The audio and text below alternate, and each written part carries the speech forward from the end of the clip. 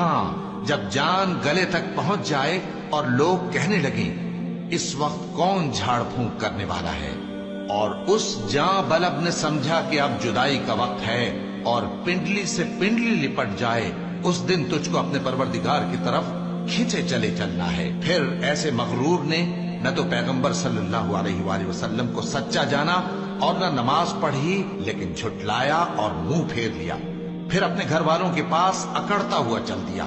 خرابی ہے تیری، خرابی پر خرابی ہے، پھر خرابی ہے تیری، خرابی پر خرابی ہے۔ کیا انسان یہ خیال کرتا ہے کہ اسے یوں ہی چھوڑ دیا جائے گا؟ کیا وہ منی کا جو ٹپکائی جاتی ہے ایک قطرہ نہ تھا، پھر لوتھڑا ہوا، پھر اللہ نے اس کو بنایا سو اس کے اعضاء کو درست کیا، پھر اس کی دو قسمیں بنائی، مرد اور عورت۔ کیا اس کو اس بات پر قدرت نہیں کہ مردوں کو زندہ کر دے؟